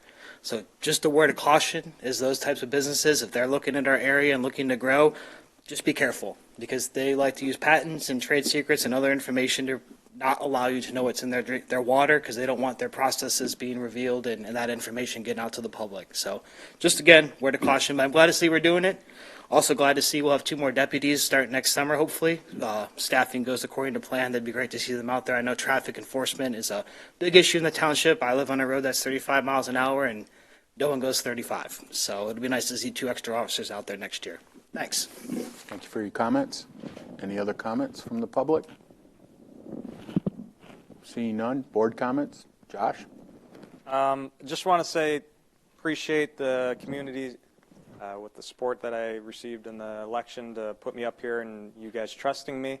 I want to thank the board for making this a pretty smooth transition. I know I spoke to a lot of you after the election and up until this meeting.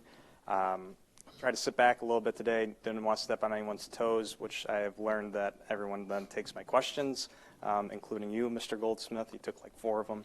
It's neither here nor there. In regards to the Bedford Schools Resource Officer Partnership, I think that's something our community should be proud about. We should strive to have the best school district in the county, which I believe that we have, and school district and the township are intertwined, and that's why I think it's great for the community to do something like this. On a personal note, I don't want to take up too much time. Proud moment up in Lansing today. We passed the a hearing aid bill that would require insurance companies to cover hearing aids for children up until the age of 19. Would make Michigan the 28th state in the country to have such legislation. It's been around for about 10 years now, never made it out of committee. That's been my sole responsibility for the last 3 years, and so we finally got it out of the House of Representatives onto the Senate. We got 3 weeks left before the end of the year, and a new legislature takes over. So hoping we can get that done and get the governor's signature. Yes, everybody have a good night, good weekend. I'd like to welcome Josh and Al to the board. And then Al, on a personal note, I want to tell you and also Bedford, you're starting with a clean slate. All right? What happened with Paul in the past is in the past. So don't do anything shady like Paul and we'll be good. Because if I know, Bedford knows. Thank you. Thank you. Mr. Gore. Again, great meeting tonight. I enjoyed the conversation. You know, I love the back and forth. Questions were answered. Questions were brought up. It's a proud moment for Bedford that we are entering into an agreement with Erie to bring more infrastructure, and that's key to growth. You have to have infrastructure. You have to have good roads. You have to have sidewalks. You have to have fire. You have to have police. You have to have water and septic and sewer. And bring that growth into Southeast Michigan is going to be a bonus for everybody, bringing some more jobs. So that's awesome. It's great that we're having the 2 additional liaison officers.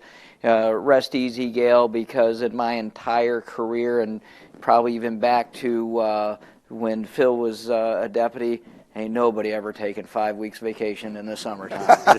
All right? That's absolutely impossible. First of all, it takes you over 20 years to get to that 5-week mark. And then it goes by seniority. So if you're low man on the totem pole for seniority, you're lucky if you're getting December 2nd through the 3rd off for vacation. So I don't think that's a concern at all. But anyway, welcome, Josh, Al.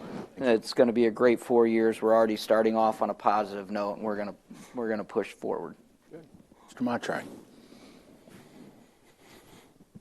What we did tonight was dumb. The reason this township is in a good financial position was not done to be frivolous.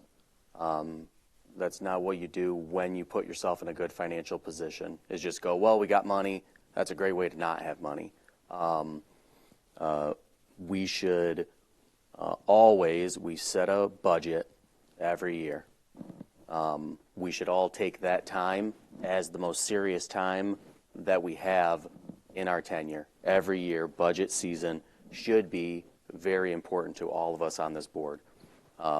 We should take time understanding it, mapping it out, looking into the future, and we should not be quick to approve even something that's good. Obviously, this is a great thing, and there's few things more important than protecting the innocence and the safety of children.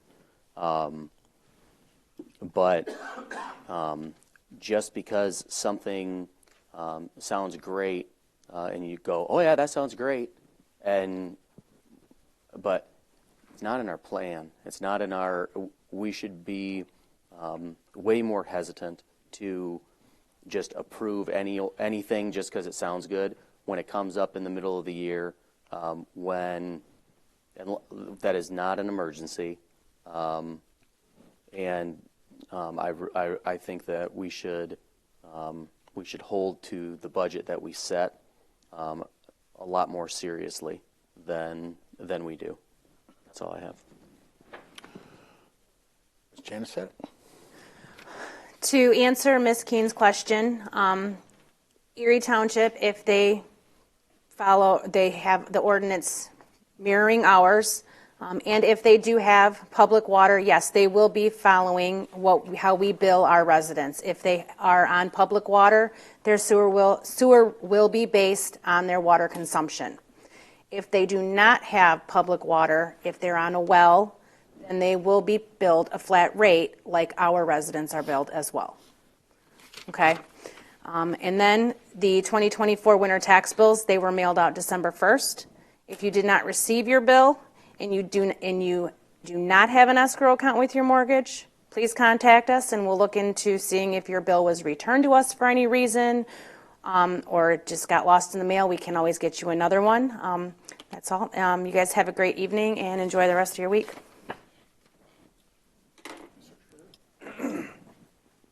I wasn't going to say anything. Wasn't going to. But with the resource officers, I understand what Craig's saying about our budget and things. It's not going to affect this budget that we're in. And we will be able to look at our budget next year to make sure that going forward we're still able to afford these resource officers. If it comes to a point where we can't, then we exit out of our budget and we tell the schools, you're on your own now. We can't do this any longer with you. We've partnered as long as we can. We're done. Budgets aren't made to set in stone. They're a moving document throughout the year. Yes, we are in a really good spot right now. Really good. I would not want to see us ruin the spot we're in. But at this time, I think we can afford to help the kids in this township and the residents, because you heard them, it's mainly the adults doing this, not the children. But we have to protect them somehow, and I think this is the best alternative we have. And then I think Gail said something about the interest on this money. We did ask them about the interest for the Erie money. For one, if there was any interest and they were getting it, they're taking it from the county, not from us. But they said there wasn't any. There's no fees. They're not gaining any interest on it. That's what we were told. So full disclosure, this is what we were told. We don't have any proof of this? No. But all we can go by is what the county's telling us. So that's it. That's all true, Trudy. That's all accurate because the money has to be encumbered for this project first, and now it will be. But they're the custodian of the money, so we don't have, Erie doesn't have access, and nor do we. Good. I only have a few things. In regards to the resource officer, I guess I'm a little selfish in that when it comes to the budget, because I'm still raising a grandson that I watch get on a bus every single morning.